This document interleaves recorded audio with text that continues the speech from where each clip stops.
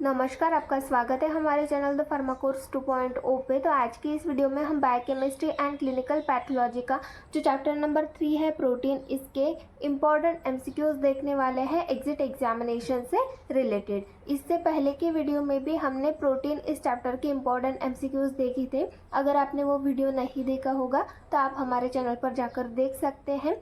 तो आइए देखते हैं प्रोटीन्स के जो इम्पॉर्टेंट एमसीक्यूज हैं उनके बारे में।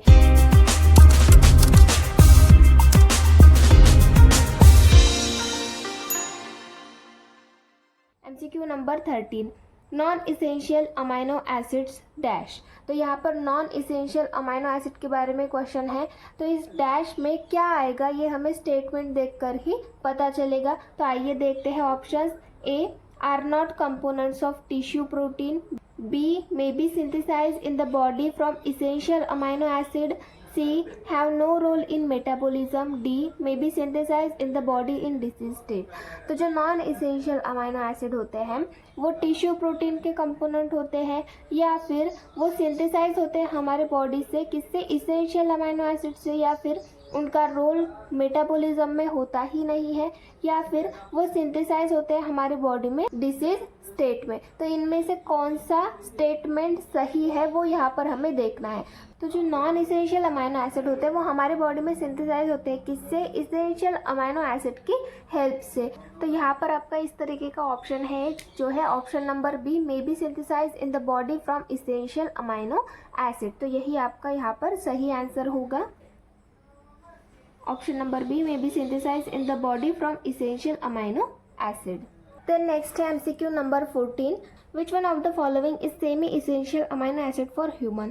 तो ह्यूमंस के लिए सेमी इसेंशियल अमाइनो एसिड कौन सा होता है वो यहाँ पर हमें देखना है। ऑप्शंस में हमें एक सेमी इसेंशियल अमाइनो एसिड दिया गया है। ऑप्शंस दिए गए हैं A valine, B arginine, C lysine and D tyrosine. तो इसमें से सेमी इसेंशियल अमाइनो एसिड कौन सा है वो यहाँ पर हमें देखना है। तो जो आर्जिनिन होता है वो ह्यूमंस के लिए सेमी इसेंशियल अमाइनो एसिड होता है। तो यहाँ पर आपका आंसर वही आएगा, option number B, arginine. Then next है MCQ number 15, an example of polar amino acid is.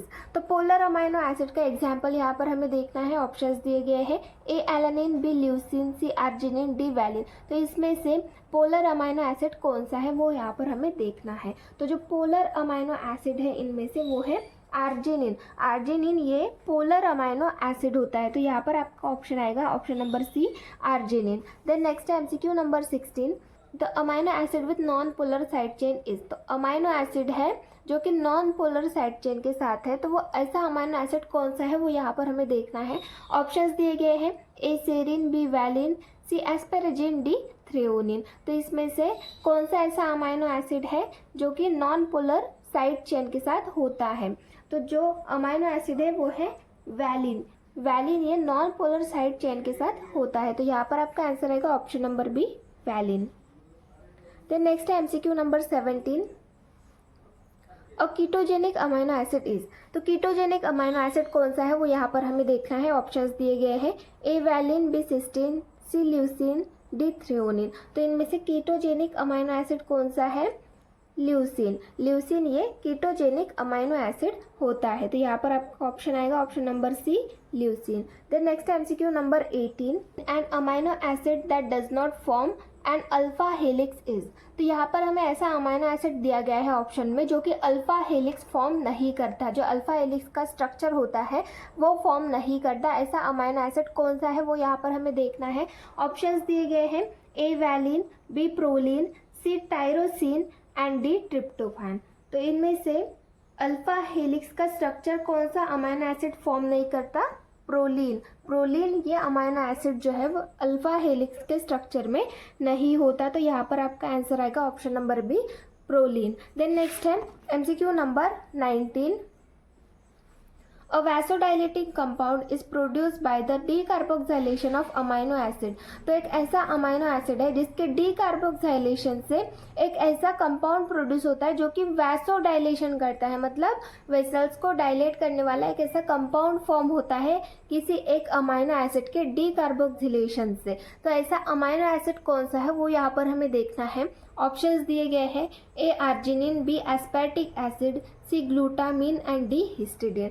तो इसमें से आपका आंसर आता है option number D histidine. Histidine के डी कार्बोक्सिलेशन की वजह से एक ऐसा कंपाउंड प्रोड्यूस होता है जो कि वैसोडाइलेशन कॉज करता है। देन नेक्स्ट है MCQ number 19, biuret reaction is specific for. जो बायोरेट रिएक्शन होती है वो किसके लिए स्पेसिफिक होती है वो यहाँ पर हमें पूछा गया है। ऑप्शंस दिए गए हैं ACONH linkages, B CSNH2 group, C NH2 group, D all of this. तो इसमें से आपका आंसर आता है CONH2 लिंकेज। जो बायोरेट रिएक्शन होती है वो किसके लिए स्पेसिफिक होती है, CONH2 लिंकेज के लिए। तो यहाँ पर आपका ऑप्शन आएगा option number A, CONH2 linkages.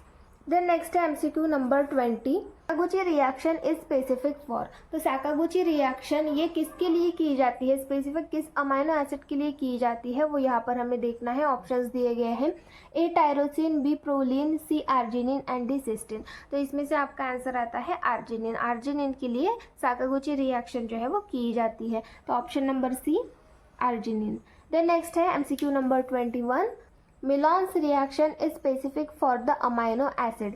तो मिलॉन्स रिएक्शन ये किसके लिए स्पेसिफिक होती है, कौन से अमाइनो एसिड के लिए स्पेसिफिक होती है वो यहाँ पर हमें देखना है। ऑप्शंस दिए गए हैं A tryptophan, B tyrosine, C phenyl alanine, D arginine. तो इसमें से आपका जो आंसर आता है वो है टायरोसिन। टायरोसिन के लिए मिलॉन्स रिएक्शन जो है वो स्पेसिफिक होती है। ये टायरोसिन जो है इसके लिए मिलॉन्स रिएक्शन परफॉर्म की जाती है।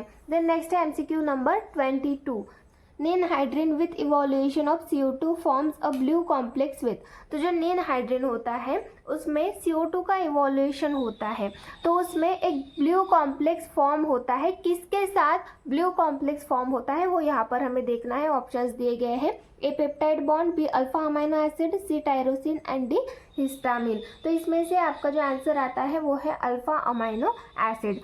अल्फा अमाइनो एसिड के साथ जो नीन हाइड्रिन है वो ब्लू कॉम्प्लेक्स फॉर्म करता है जब CO2 का इवोल्यूशन होता है। तो यहाँ पर आपका आंसर आता है option number B alpha amino acid. Then next है MCQ number 23, most of the ultraviolet absorption of protein about 240 nanometer is due to their content of. तो मोस्ट ऑफ द ऐसे प्रोटीन्स होते हैं जिनकी अल्ट्रावायलेट एब्जॉर्प्शन की range जो होती है वो 240 नैनोमीटर से अबव होती है क्योंकि उनमें एक कंटेंट होता है। कौन सा कंटेंट होता है वो यहाँ पर हमें देखना है। ऑप्शंस दिए गए हैं A tryptophan, B aspartate, C glutamate and D alanine. तो इनमें से कौन सा ऐसा अमाइनो एसिड है जिसके प्रोटीन में होने से जो अल्ट्रावायलेट एब्जॉर्प्शन होते हैं उसकी रेंज 240 नैनोमीटर से अबव होती है। तो ऐसा जो अमाइनो एसिड है वो है ट्रिप्टोफैन। ट्रिप्टोफैन अगर प्रोटीन में प्रेजेंट होता है तो उसकी जो एब्जॉर्प्शन की रेंज होती है, अल्ट्रावायलेट एब्जॉर्प्शन की रेंज होती है वो 240 नैनोमीटर से अबव होती है। तो यहाँ पर आपका आंसर आएगा ऑप्शन नंबर ए ट्रिप्टोफैन। तो इस तरीके से ये कुछ इंपॉर्टेंट एमसीक्यूज थे एग्जिट एग्जामिनेशन से रिलेटेड। ऐसे ही और एमसीक्यूज के लिए हमारे चैनल से जुड़े रहिए। Thank you.